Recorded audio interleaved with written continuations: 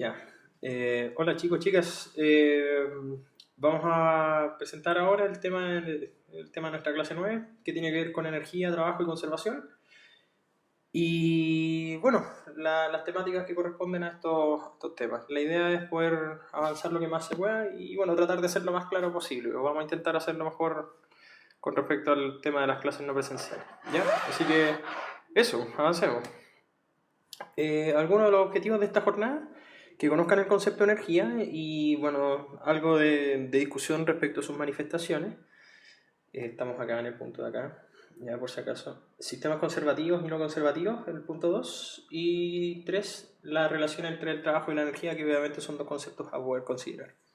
Dentro de los objetivos del curso tiene que ver con el comprender y aplicar la relación entre el trabajo y la energía y sus efectos en torno a la pérdida de energía, que en general se manifiesta por calor o un trabajo que hizo alguna fuerza.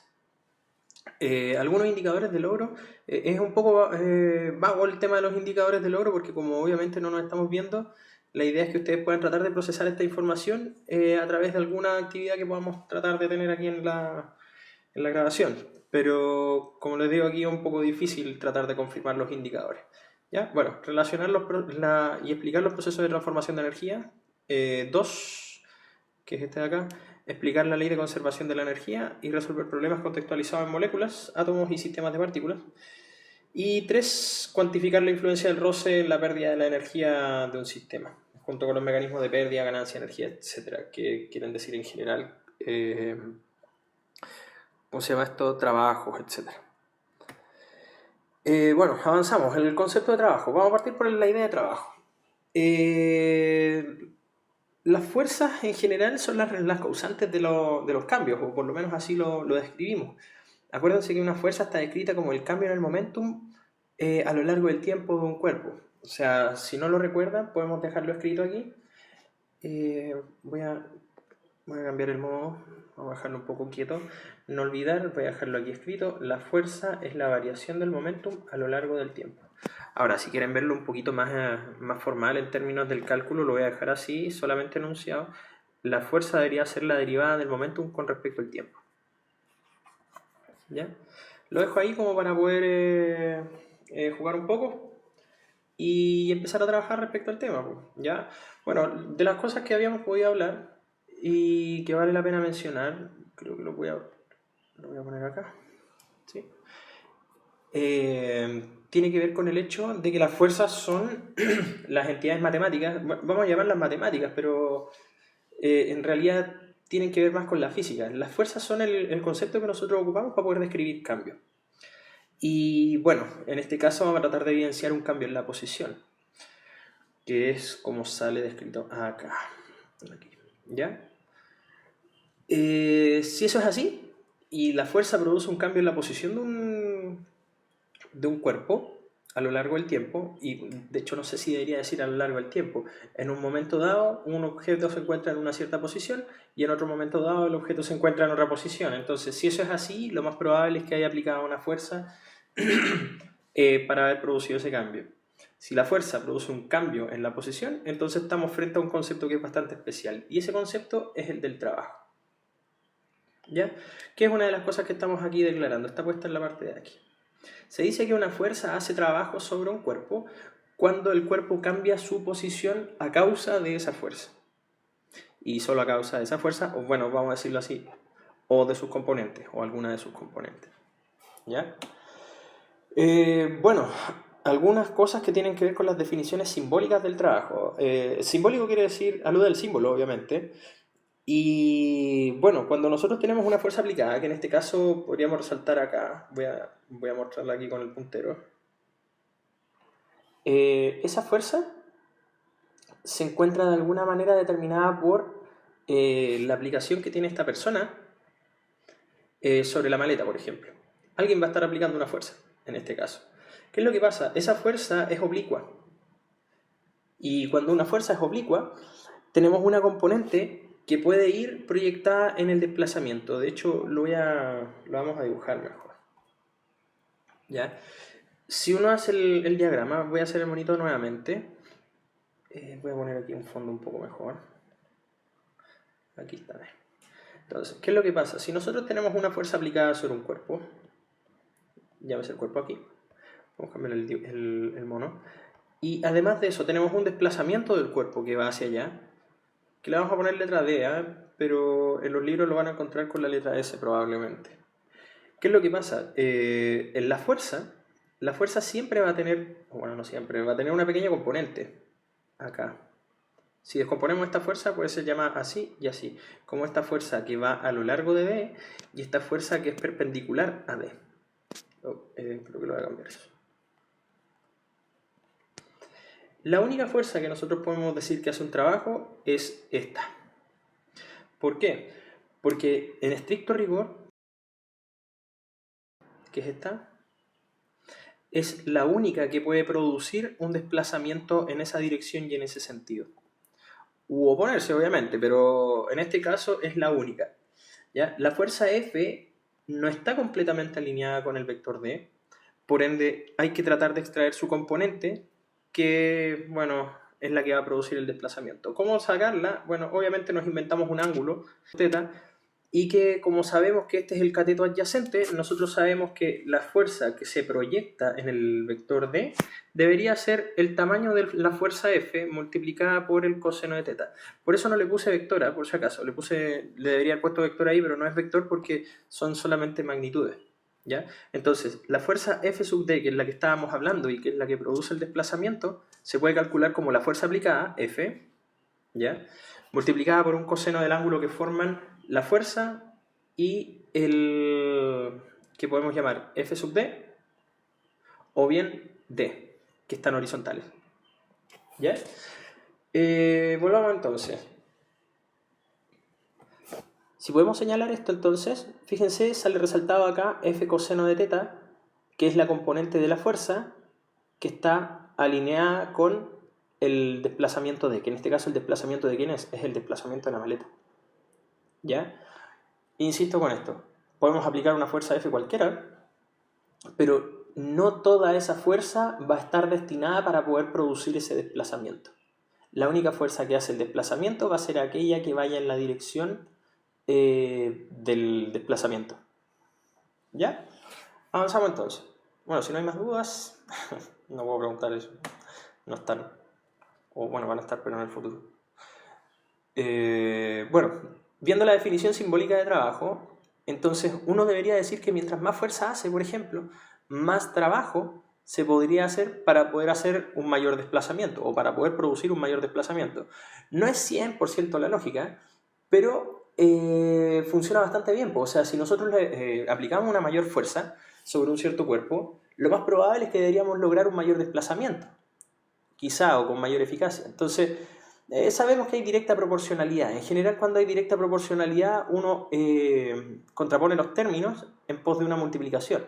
Entonces, más trabajo vamos a hacer, que lo voy a resaltar aquí, más trabajo vamos a hacer mientras más fuerza apliquemos por un desplazamiento mayor, que en este caso, si el movimiento es rectilíneo, también se puede entender como una distancia recorrida. ¿Ya? El coseno del ángulo, acuérdense que solamente aparece en el caso de que las fuerzas sean oblicuas. Si no son oblicuas, entonces esto no aparece. Aquí nos queda solamente F por D. Ahora, esa es la fórmula escalar. La fórmula escalar es tomar el tamaño de la fuerza, que está en newtons, el tamaño del desplazamiento, que está en metros, son solo dos números, no vectores, y un numerito que los va a ponderar, por así decirlo, que va a decir qué tan grande o qué tan chico es. En cambio, una fórmula vectorial tiene más que ver con vectores, obviamente, pero con un producto que es bastante especial, que este es el de acá, este puntito que sale aquí no es una multiplicación, es un producto punto o un producto escalar, que le llaman también, y alude a lo siguiente, solamente a agarrar las componentes de F y tomar las componentes de D y entremezclarlas. No vamos a entrar en detalles porque eso lo comentamos al principio del curso y tiene que ver un poquito más con matemáticas, pero hacer producto punto entre F y D es exactamente lo mismo que multiplicar el módulo de F, el módulo de D multiplicado por el coseno del ángulo que forman F y D. ¿Ya? Por eso sale la forma vectorial, ¿ya? Porque está escrita en pos de los vectores, no en pos de los tamaños. ¿Ya? Bueno, la unidad de medida del trabajo. Bueno, históricamente es relevante conocer la unidad de medida del trabajo porque, bueno, hay que hacer una diferenciación bien grande. Si se fijan, si nosotros tomamos las unidades de medida del trabajo, tenemos que multiplicar newton por metro, si se fijan. Pero newton por metro, de acuerdo a la clase anterior, si se fijan, newton metro, es exactamente las mismas unidades de medida del torque. Entonces, ¿por qué el trabajo y el torque tienen exactamente las mismas unidades? Porque ocupan exactamente los mismos conceptos como para poder trabajar, una fuerza y un desplazamiento. En este caso un radio, en el caso del torque. Pero, ¿por qué de alguna manera, cómo lo hacemos para poder diferenciarnos el trabajo y el torque? Son naturalezas completamente distintas. Y bueno, por esa misma razón lo llamamos diferente. Un newton por metro, si bien tienen exactamente las mismas unidades que el torque, no lo vamos a llamar igual. Insisto, el trabajo tiene una naturaleza totalmente diferente. El torque es prácticamente una fuerza pero que hace rotar, por así decirlo. En cambio, el trabajo, vamos a ver después que tiene mucho más que ver con una idea de energía. Otra cosa importante también, el torque es un vector. El trabajo es un escalar, es un número. ¿Ya? Entonces, para poder cerrar, un newton por metro comúnmente lo vamos a llamar joule porque está tan relacionado con tantos procesos naturales que vale la pena también nombrarlo en honor a una persona que pueda ser característica. En este caso es James Joule, que, bueno, ¿cuál fue su gran aporte en este caso? El tipo logró encontrar el vínculo que existía, por ejemplo, entre el calor y la energía. Se dio cuenta con este experimento, y por eso lo pusimos acá, con este experimento el tipo transformó, que vamos a hablar después de transformaciones, pero transformó energía potencial gravitatoria, que en este caso es un objeto que va cayendo, al hacer girar una manivela, él logró aumentar la temperatura de un frasquito con agua. Entonces se dio cuenta de que al aumentar la temperatura estaba relacionado directamente con el cómo se convertía la energía de un cuerpo que va bajando. Bueno, precisamente por eso le damos hoy día el honor de tener la unidad de medida del Joule. Bueno, la unidad de medida del trabajo, perdón. ¿Ya? Bueno, veamos el tema del signo del trabajo. El signo del trabajo es algo relevante porque obviamente vamos a tener tres en verdad, interpretaciones relevantes. Si la fuerza es aplicada con una de las componentes en la misma dirección y sentido que el desplazamiento, que en este caso el desplazamiento va a ser llamado S en estos diagramas, ¿ya? Se va a decir que esa fuerza apoya, por ejemplo, el desplazamiento de ese cuerpo en esa dirección y en ese sentido. Si eso es así, esa fuerza va a hacer un trabajo positivo, ¿ya? Cuando la fuerza hace un trabajo positivo, la interpretación que hay que hacer es decir, esa fuerza promueve el movimiento de ese cuerpo en esa dirección, en ese sentido. Esa fuerza provoca eso. En cambio, si nosotros tenemos una fuerza, como en el caso número 2, una fuerza que va, su componente opuesta al sentido del desplazamiento, si se fijan, y podemos hacer el mono acá, de hecho lo voy a dibujar al tiro, la componente de la fuerza va para el otro lado, si se fijan, va en sentido opuesto. Lamentablemente lo que podemos, comillas, concluir ahí es que esa fuerza, si bien está en la misma dirección, tiene sentido opuesto, por ende, esa fuerza se está oponiendo a que ese cuerpo se mueva como se mueve, o sea, se mueva en ese sentido, ¿ya?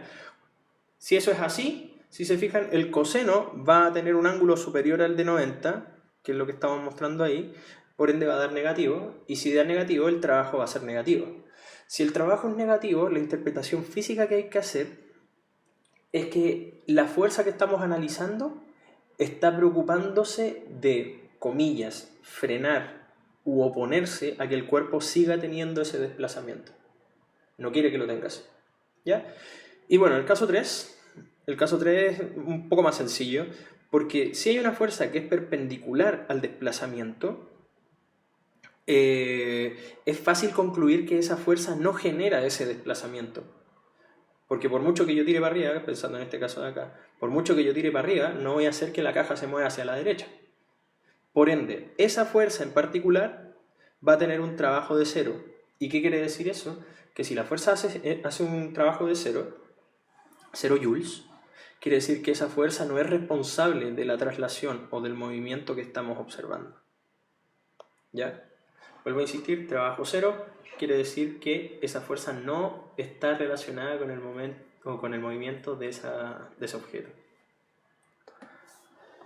Ok, una situación para poder analizar, o bueno, en verdad 5 situaciones para poder analizar, en donde vale la pena hablar del concepto del signo del trabajo. ¿Ya? Se los dejo aquí propuesto para que lo puedan tratar de hacer solas, y obviamente ponerle pausa a este video, pero bueno, yo lo voy a resolver en un ratito, así que los espero. Luego pónganle pausa y ya. Y bueno, supongo que ya lo hicieron, así que para mí ha pasado 1 segundo en el tiempo, para ustedes espero que haya pasado una media hora. La cuestión es que vamos a tratar de resolver el problema. ¿Qué es lo que vamos a hacer? Vamos a tratar de dibujar, vamos a analizar el caso A y analizar la pregunta. Pues dice, analiza cada situación y determina si la fuerza actualmente realiza un trabajo positivo, negativo o cero. En nuestro caso, en el primer caso, tenemos una fuerza que se aplica como hacia abajo, si se fijan, que es esta fuerza de acá. ¿Y qué es lo que pasa? Tenemos una componente que va en la dirección del desplazamiento, que es F coseno, como lo habíamos dicho hace un rato. ¿Y por qué sabemos eso? Porque la máquina de cortar pasto se mueve hacia la derecha, pues así que obviamente tenemos que analizar la fuerza de tal manera de que veamos una componente que explique el movimiento. Entonces, si eso es así, como la componente de la fuerza va en la dirección y el sentido del desplazamiento, entonces el trabajo es positivo. ¿Ya? Yendo al caso B, el caso B es algo interesante porque la fuerza que estamos analizando es la fuerza que hace la persona hacia arriba para poder mantener el maletín en lo alto o con ella. La cuestión es que si uno analiza esa fuerza y el desplazamiento, en este caso es cero porque la persona está detenida, uno puede concluir que el trabajo obviamente, como era F por D, si D es 0, el trabajo necesariamente va a ser 0. 0 joules. ¿Ya? Voy a ponerlo acá al lado.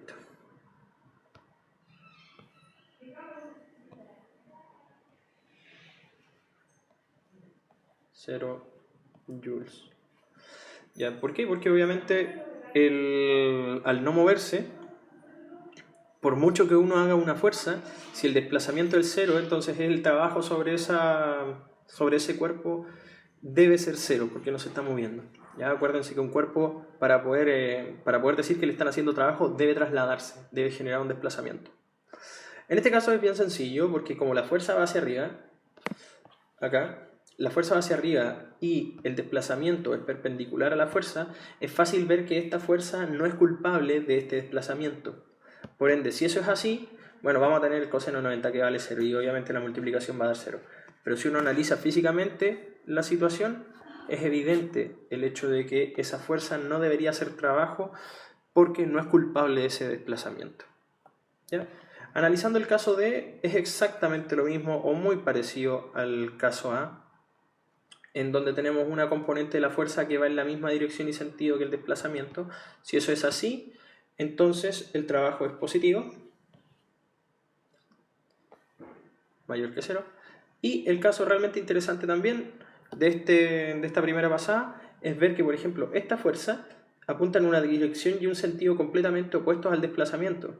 Entonces, si esta cajita se mueve hacia abajo y la fuerza de tensión del cable, por ejemplo, está apuntando hacia arriba, estamos diciendo entonces que la fuerza de tensión del cable produce un trabajo negativo sobre ese movimiento que va hacia abajo. ¿Ya? Ahora uno podría haber dicho, ya, pero ¿y cómo si la gravedad va para abajo? Sí, pues efectivamente, pues, pero no es la gravedad la que estamos analizando, pues la gravedad sabemos que va para abajo. La gravedad, o el trabajo que hace la gravedad, debería ser mayor que 0. Debería ser mayor que 0, porque obviamente está en la misma dirección y sentido que el desplazamiento. Pero aquí no estábamos analizando el tema de la gravedad, estábamos analizando la fuerza que nos proveen. Entonces, si eso es así, el trabajo necesariamente es menor que 0, porque tienen sentidos opuestos. ¿Ya? Bueno, y eso fue la primera pasada también de esta actividad, online. Bueno, teniendo en cuenta ahora qué es el trabajo, la pregunta es cómo es posible que uno pueda ejercer un trabajo. En general, todas las cosas que cambian de posición, y si cambian de posición, es probable que haya una fuerza involucrada. Entonces, si eso es así, la pregunta es, bueno, ¿qué es lo que produce los trabajos? ¿Qué es lo que nos deja a nosotros hacer andar todas las cosas? Bueno, aquí es donde metemos el concepto más fundamental a mi gusto, muy, muy, muy fundamental, y que tiene que ver con el concepto de energía. Mucho más abstracto, mucho más difícil de concientizar que el del trabajo, porque el trabajo es un concepto bien concreto, pero, bueno, no menos interesante. Como les comparto aquí, respecto a la pregunta del qué es la energía, que está acá, bueno, les comento que hay varias aseveraciones, ya aquí copié un par, ya que tenía aquí de los accesorios de los semestres pasados, pero dice, por ejemplo, medida abstracta en que se evidencia cuando ocurre un cambio o suceso. O sea, es una medida de los cambios, por así decirlo, cuando aparece cuando ocurren los cambios. Medida abstracta, dice, o sea, es difícil de alguna manera de concientizar. La otra dice, ente matemático que sirve para medir variaciones en los sistemas. Bueno, no estamos seguros si es muy concluyente porque hay muchos entes matemáticos que miden variaciones en sistemas. Entonces, claramente no es muy decidora. Pero bueno, la cuestión más general y que quizá puede parecer un poco exagerado, pero realmente es así, la energía la vamos a entender como el algo. Muchos lo entienden como una especie de combustible que hace el universo funcionar a través de los cambios que observamos. Si nosotros observamos cambios es porque se está ocupando cierta energía para poder echarlo a andar. Entonces, todo lo que se observa, todo lo que pasa, todo lo que no... bueno, todo lo que está por pasar va a necesitar una cantidad de energía para poder hacer algo. Entonces, bueno, en términos del trabajo y cerrando un poco nuestra conversación, la energía va a ser el algo que nos permite realizar un trabajo.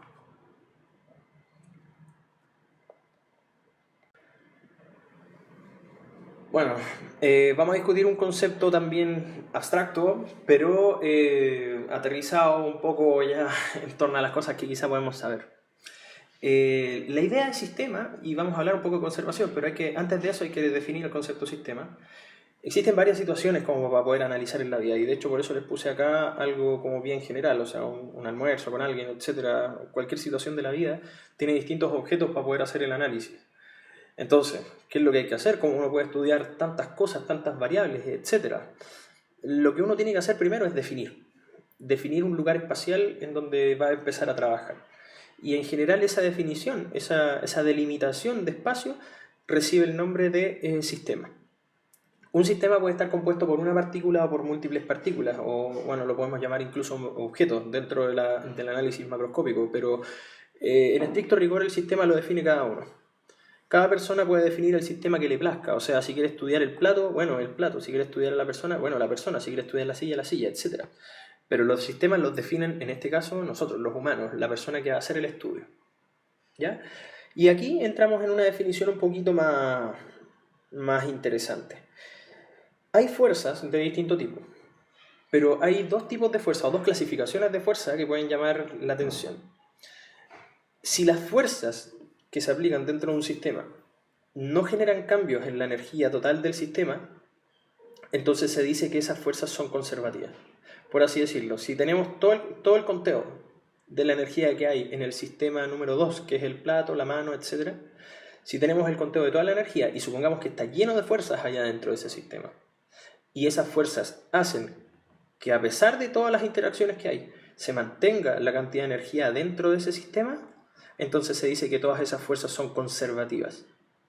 En cambio, si tenemos un sistema, pongámosle que es el tema de la mesa, por decir algo, si tenemos un sistema en el cual, por ejemplo, la suma de todas las fuerzas, o las fuerzas que están involucradas dentro del sistema, que pueden ser muchas, pueden ser fuerzas químicas, no sé, fuerzas mecánicas, eléctricas, etc. Hay muchas.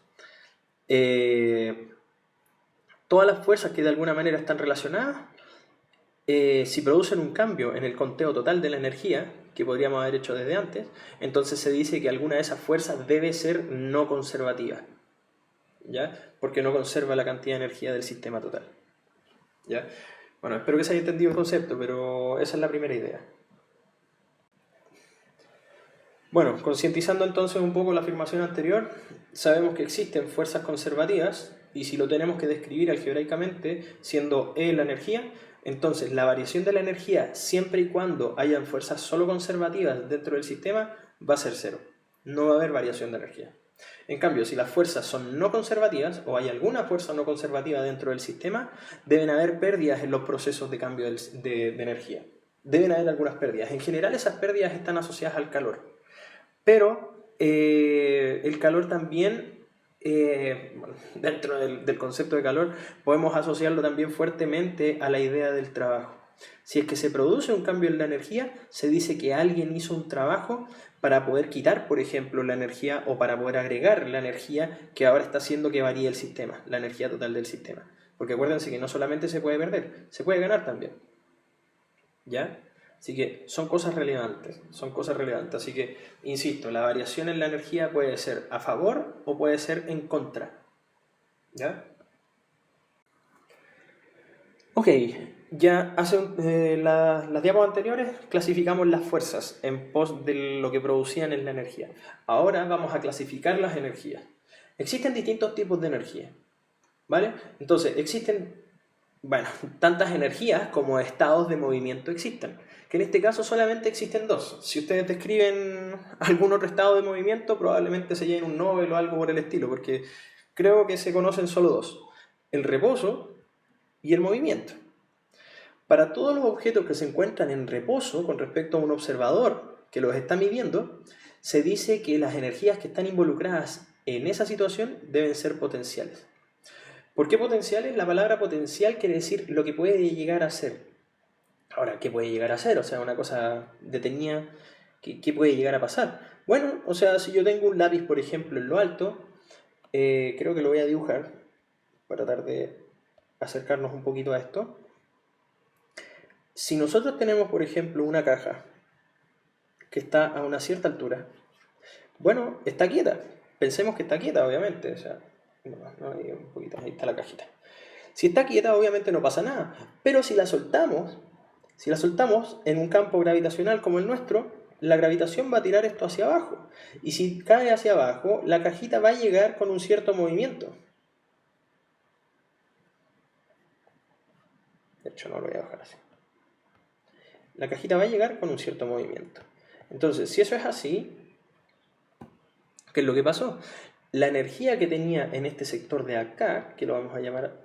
de hecho, voy a... Ojo.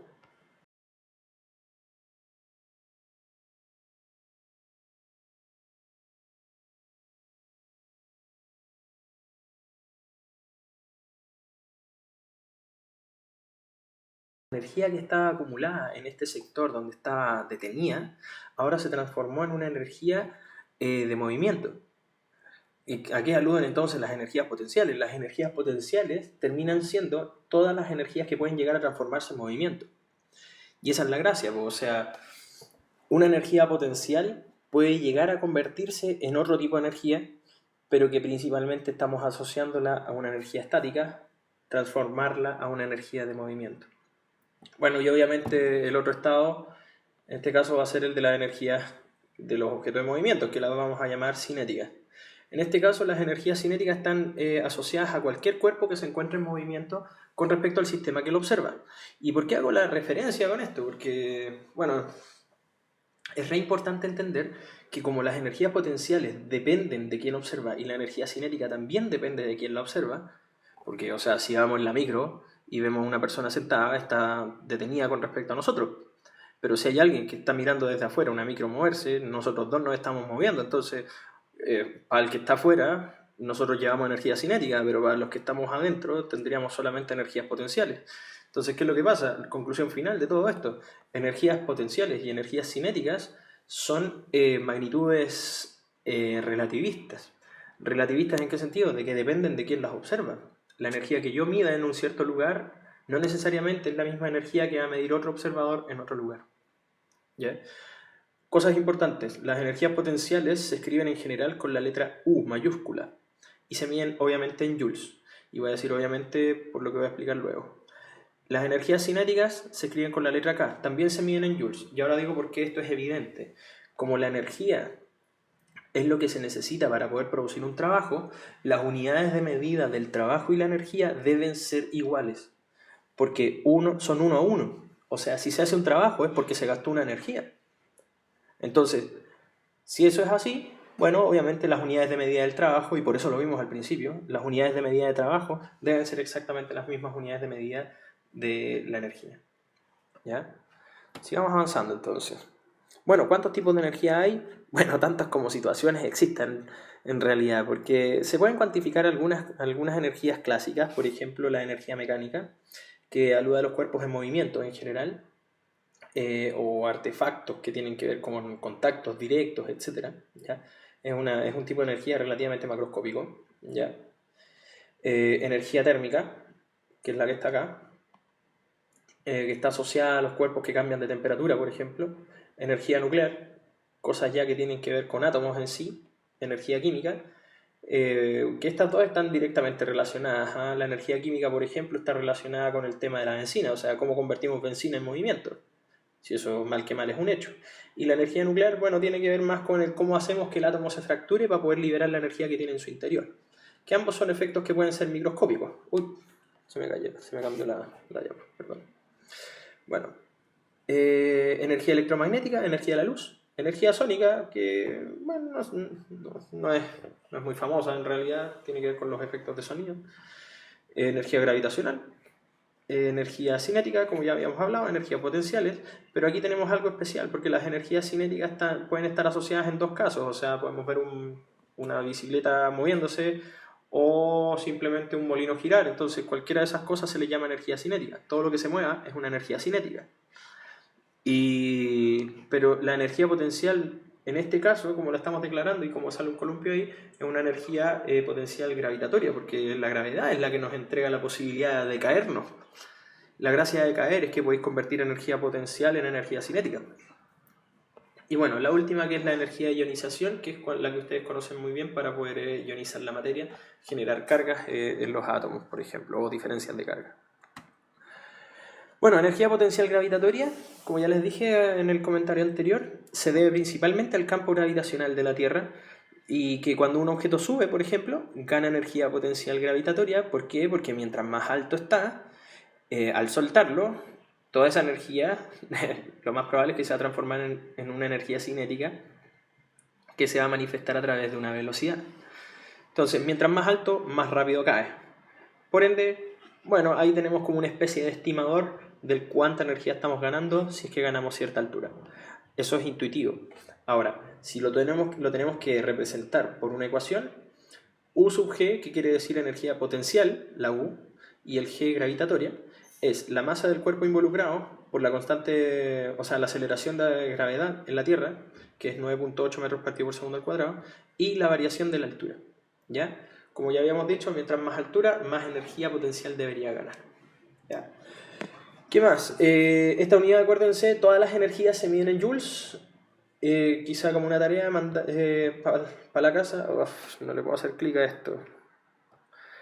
Ahí. Quizá como una especie de tarea para la casa. Revisar que las unidades de masa por metro partido por segundo al cuadrado y por metro dan lo mismo que un newton por metro, que es un joule. ¿Ya? Eso. Otra cosa relevante es la siguiente. Tenemos la energía cinética translacional, o sea, de los cuerpos que se trasladan, solo de los que se trasladan. ¿Ya? Y ahí vamos a ver una animación de un caballito que está aquí debajo. Se ve cortado porque el frameo de esta cuestión cuando está grabando es muy grande. Pero no importa, después la pueden ver en la presentación cuando la compartamos. Bueno, la energía cinética translacional es la de los cuerpos que se trasladan literalmente, y por eso depende de la rapidez al cuadrado. Es una rapidez, no es una velocidad, por eso no tiene un vector. Acuérdense que las energías son escalares, son numeritos nomás, no dicen hacia dónde va nada, es un número. Entonces, ¿qué es lo que pasa? Algo interesante que puede llamar la atención es el hecho de que la energía cinética depende de la rapidez al cuadrado. Y porque eso es interesante, porque imagínense, supongamos que a alguien le ponen un parte por, no sé, decir, ya, vamos a 50 km por hora en una zona de, ya, 40.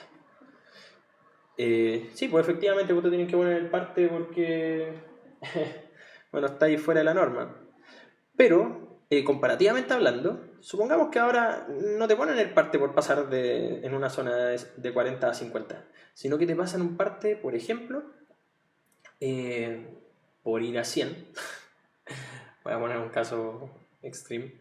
por ir a 100 en una zona de 50. O sea, vaya el doble de la velocidad, por así decirlo. Y tú decís, ya, pero supongamos que le argumentáis a un carabinero, ya, no, oye, pero si el doble de la velocidad nomás, pues es como un punto y 2 puntos, como cuando uno le hacía la prueba en el colegio. Tenía un punto y 2 puntos, no, pero si no importa, si no es tanto.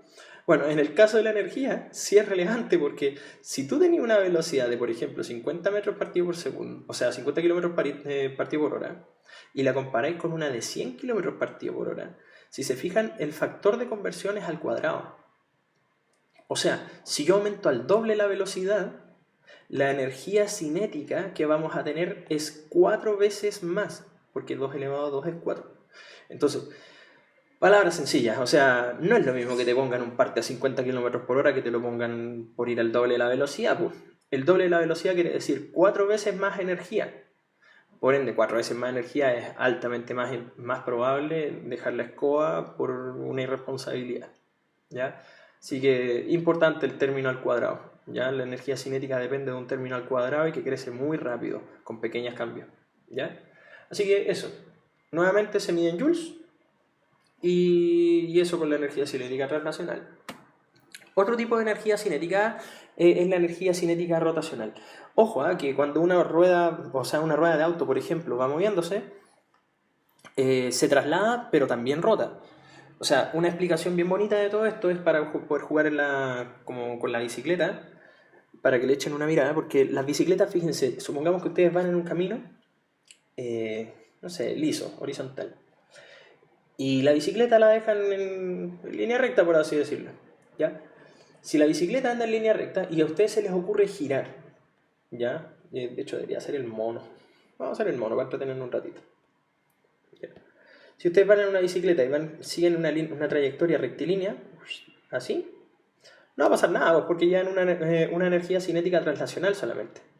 Pero si supongamos que van con el vuelito nomás y se les ocurre doblar, aquí tenemos un problema, pues, porque de hecho aquí hay dos efectos. En este sector de acá, que lo voy a pintar ahora con azul, en ese sector de aquí tenemos traslación de la bicicleta más rotación. ¿Y qué es lo que va a pasar? Si tú te vas con el vuelito desde aquí, lo más probable es que en este punto de acá, cuando tengas que doblar, la naturaleza te va a cobrar el paso, pues, porque la naturaleza te dice, oye, pero lleváis una cierta energía nomás aquí, pues, ¿de dónde sacaste la otra? Tendríais que empezar a pedalear. Pero dijimos, no vamos a pedalear, nos vamos a ir con el vuelito. Para poder doblar, la energía traslacional de la bicicleta se tiene que convertir de alguna forma en rotacional porque no tenéis de dónde sacar, pues si se tiene que aparecer de otro lado. Les han comentado a ustedes que la energía no se crea ni se destruye, solo se transforma, se supone. Entonces, ¿qué es lo que pasa? En el momento en que tú giras con la bicicleta y siguiendo con el vuelito, tú vas a disminuir la energía traslacional para poder generar energía rotacional. ¿Qué quiere decir eso entonces? Que te va a ir lento. En la curva te vas a volver un poco más lento para poder rotar. ¿Ya? Bueno, un resultado bien interesante con todas las cosas. O sea, rotar no es gratis, pues la naturaleza te cobra un poco de taxes, por así decirlo.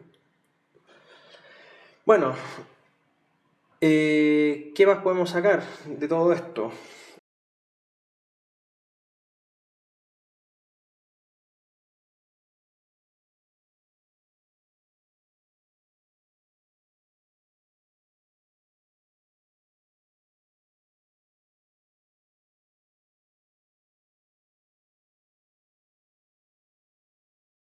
Velocidad tangencial. Si es omega por r, entonces hacemos el reemplazo de este elemento acá y obtenemos esa expresión de aquí. ¿Ya? Esa expresión de ahí. Si uno empieza a interpretar, el mr cuadrado va a ser i y el omega cuadrado le va a quedar omega cuadrado, haciendo que sea exactamente la misma expresión anterior, si se fijan, pero ahora con un i que va a ser como el que representa la masa. Chuta, perdón.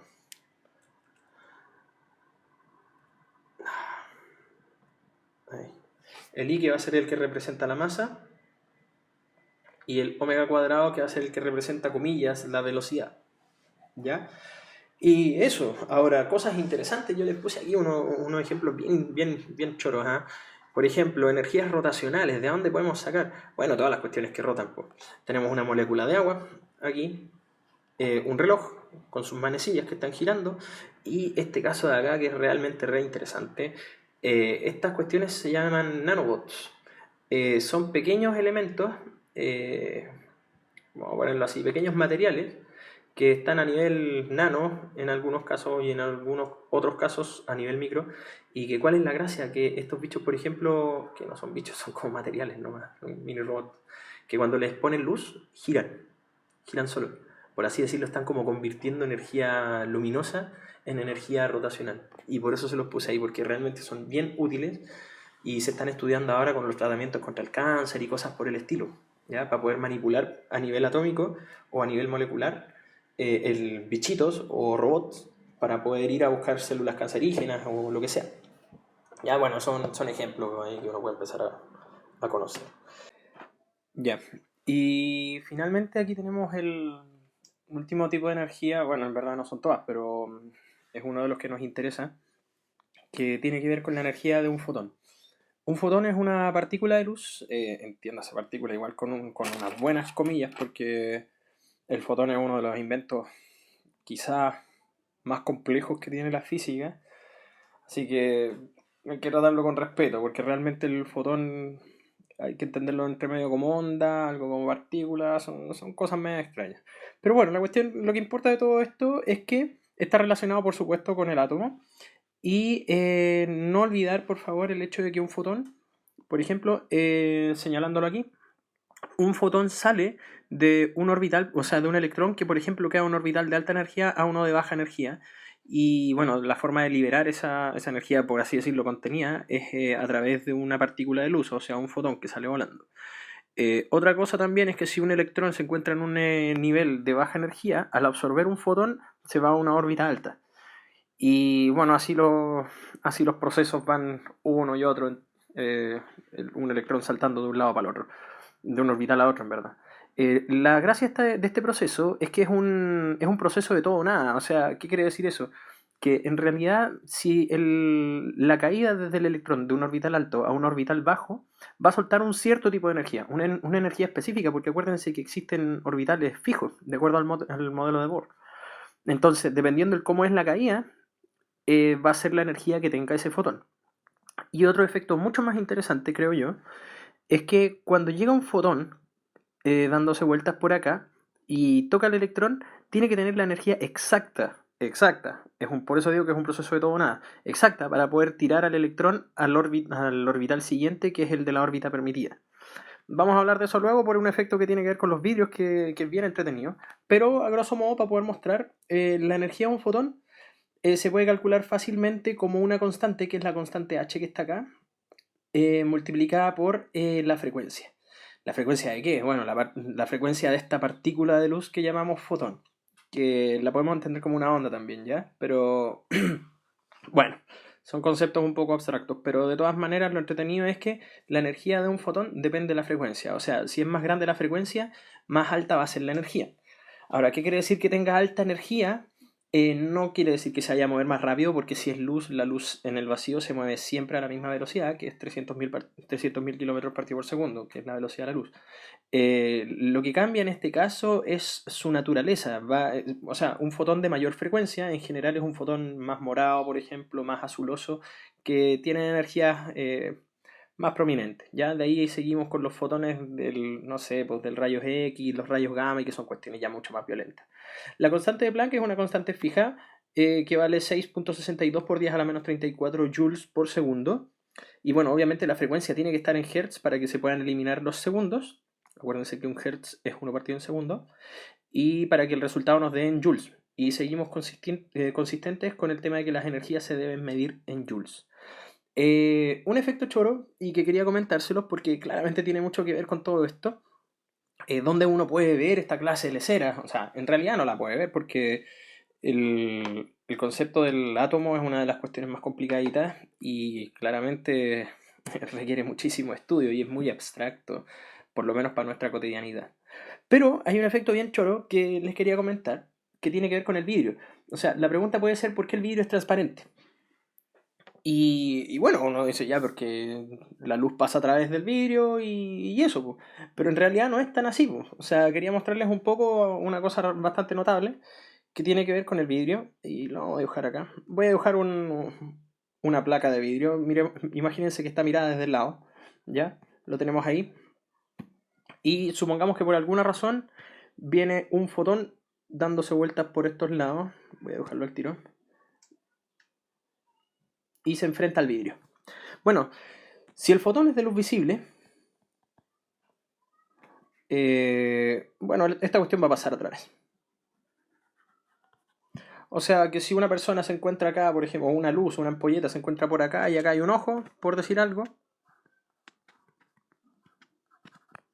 el ojo va a poder ver ese punto de luz que está aquí. O sea, bueno, la ampolleta.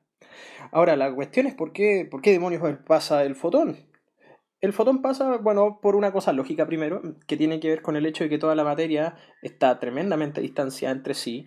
La materia en sí misma es realmente muy poca. Acuérdense que de acuerdo a los estudios de Bohr, el átomo es aproximadamente un 99,9% vacío, así que la luz podría pasar pero volando si es que quisiera. Ya, entonces no hay que darle mucha más vuelta a eso. O sea, la materia no es tema aquí.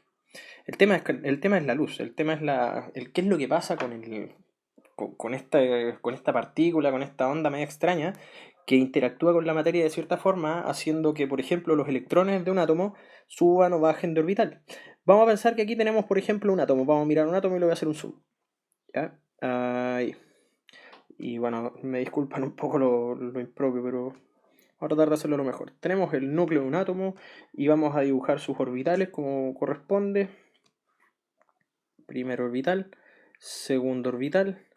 Oh, ya, no quedó tan bueno. Segundo orbital. Oh, no, sí, ahí sí. Y vamos a dibujar un electrón, o sea, una cosa chiquitita. Ya, acuérdense que para que un electrón, como el que acabo de dibujar, el azul, pase a la órbita más externa, entonces tiene que ocurrir que un fotón llegue con la energía exacta, correcta, choque, comillas, con él, y el electrón se va a pegar el salto. ¿Ya? Pero si este fotón, esta luz, no tiene la energía suficiente, entonces, como sabemos del modelo de Bohr, ese electrón que está ahí dando vuelta no debería subir porque no puede estar en un estado intermedio, no se puede quedar ahí. Entonces, obviamente, o tenéis o no tenéis la energía, es así de simple. Entonces, ¿qué es lo que pasa con el vidrio? ¿Por qué el vidrio es transparente? El vidrio se vuelve transparente porque los átomos, voy a ponerlo así, los átomos de vidrio, comillas, ¿ya? Que son estos, los átomos del vidrio, necesitan una energía un poco más grande de la que tiene la luz visible. O sea, ¿qué es lo que pasa? Si el electrón quisiera saltar, voy a ponerlo así, perdón el dibujo. Si el electrón quisiera pasar desde aquí hasta acá, necesita una energía relativamente alta en el vidrio por lo menos, y que la luz visible no tiene esa energía. Por ende, como no puede llegar hasta el punto más alto, o al punto donde está el orbital, el electrón, o sea, debería quedarse aquí en un punto intermedio. Entonces, como es un proceso de todo o nada, no, pues entonces no funciona. El electrón se queda en la parte de abajo. Y la pregunta es, ¿qué es lo que pasa con el fotón? El fotón que quería chocar con él y quería hacerlo saltar. No, pues, ya como no tiene la energía suficiente, entonces ese fotón pasa de largo por el átomo del vidrio. Entonces, eso es lo que hace al vidrio transparente. El vidrio se vuelve transparente solamente porque la luz visible no tiene la energía suficiente. Ahora, la pregunta es, ¿quién tiene la energía suficiente? Bueno, ya dijimos que, vamos a volver a la parte de atrás, ya dijimos que la energía de un fotón depende de la frecuencia. Y lo que está más allá de la luz visible, lo que tiene un poquito más de energía, es la luz ultravioleta. Y eso es una cuestión re entretenida, entonces, porque ¿qué es lo que pasaría entonces si ilumináramos, por así decirlo, un vidrio con luz ultravioleta? Un vidrio con luz ultravioleta lo que haría es directamente empezar a colectar los átomos. Los átomos, o sea, los electrones. Los electrones empezarían a saltar a las órbitas más externas y los fotones se empezarían a perder, pues no pasarían de largo. Y eso es lo que pasa acá. Esto de acá es una foto de una persona con luz visible, obviamente, en donde el vidrio, como ustedes pueden ver, es transparente. Porque la luz visible, que es la luz que rebota en el ojo de la persona y pasa a través del vidrio, nos llega a la cámara y por eso le podemos sacar la foto al ojo.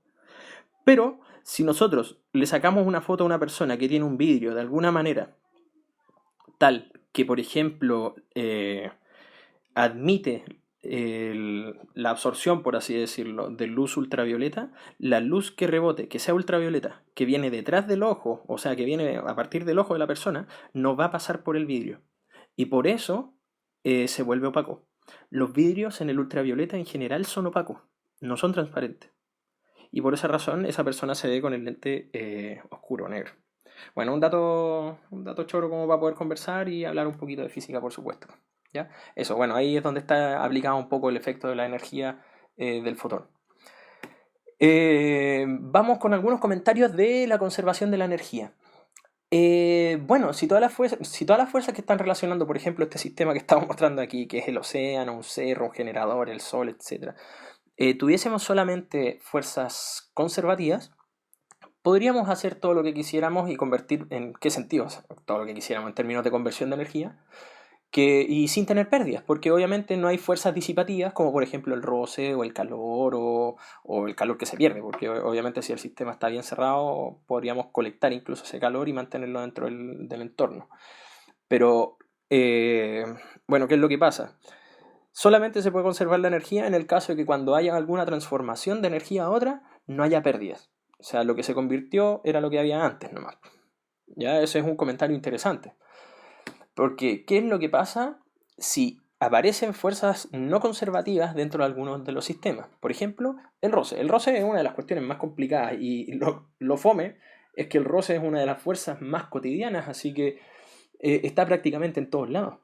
El roce es una fuerza no conservativa, por ende, cada vez que exista roce dentro de algún sistema, entonces no vamos a tener conservación de esa energía original. Por cada vez que nosotros transformemos de una forma de energía a otra, la naturaleza va a cobrar una especie de impuesto. Porque dice, tú no puedes transformar la energía de destajo. Porque obviamente, ¿qué es lo que pasa? Yo tengo que ganar alguna cosa, tengo que quedarme con algo de la energía que yo tenía. Estamos hablando del universo, por si acaso. Entonces, ¿qué es lo que pasa? Uno no puede llegar y convertir la energía muchas veces porque existe demasiada pérdida. Los procesos, ¿qué estamos diciendo con esto? Los procesos de transformación de energía, si son muchos, se vuelve todo el sistema completamente ineficiente para poder hacer conversión o para poder aprovechar la energía. Entonces, mientras más pasos ustedes hacen para poder convertir energía de una a otra, entonces más ineficiente va a ser ese invento que a lo mejor ustedes están haciendo. Pensando en términos químicos, probablemente podríamos decir, no sé, pues se les ocurre convertir una sustancia, mezclarla con otra y generar y que genere electricidad, por decir algo. Y esa electricidad después la convierten, no sé, en energía lumínica. Claramente ya tenemos varios procesos de por medio y mientras más cambios químicos ustedes hagan y mientras más cambios eléctricos ustedes hagan y más cambios de energía eléctrica, energía lumínica ustedes hagan, más ineficiente se va a volver todo. ¿Ya? Bueno, son comentarios, insisto, de los problemas de conservación y no conservación. Para ir cerrando ya, la idea es la siguiente, o sea, si es que existe una variación en la energía, entonces en general uno le asocia a esa variación a que algo o alguien hizo un trabajo. ¿Ya? Por ende, si es que uno considera la expresión completa de la conservación de la energía, por así decirlo, las variaciones de energía que existan van a ser la variación de las energías potenciales más la variación de las energías cinéticas más el trabajo que sea que haga un roce o algo que a lo mejor le esté quitando o le esté entregando energía a este sistema. ¿Ya? Y bueno, un ejemplo relativamente sencillo como para poder comparar. Si nosotros tuviésemos solamente fuerzas conservativas, en este caso, por ejemplo, en donde este péndulo, si se fijan, alcanza siempre la misma altura, ¿ya? Es análogo a decir que, por ejemplo, cuando uno suelta una pelota de fútbol y la deja rebotar en un suelo, si no hubiese roce o no hubiese pérdidas por calor, la pelota debería alcanzar exactamente la misma altura todo el rato. Eso es lo que pasa con fuerzas conservativas. En cambio, en el caso de que existen fuerzas de algún tipo no conservativas, por ejemplo, roce con el aire, o a lo mejor la juntura del péndulo está generando calor, también son otras formas de pérdida, así que son varias cosillas, ¿ya? Al tener fuerzas no conservativas, la energía original, que puede haber sido toda potencial, por ejemplo, al dejar el péndulo acá a cierta altura y dejarlo caer, se empieza a disipar en el entorno. ¿Ya? Así que, bueno, insisto, son comentarios, ejemplos como para poder ver lo que es una fuerza conservativa y una fuerza no conservativa aplicada en un sistema. Y creo que estamos, pues. ¿Ya? La bibliografía sugerida, no se olviden. Tippens es un buen libro, pero también creo que puede ser hasta mejor estudiar del Sears. Muchas de las ejemplificaciones que ocupamos aquí también están en esos libros. Así que para darle una vueltecita. ¿Ya? Y bueno, eso ha sido nuestra clase de energías. Espero que salga todo bien. Y bueno, si es que hay alguna consulta, por último me mandan un mensajito por el video en YouTube y trato de responder lo mejor posible. ¿Ya? Eso, nos vemos. Cuídense. Chao, chao.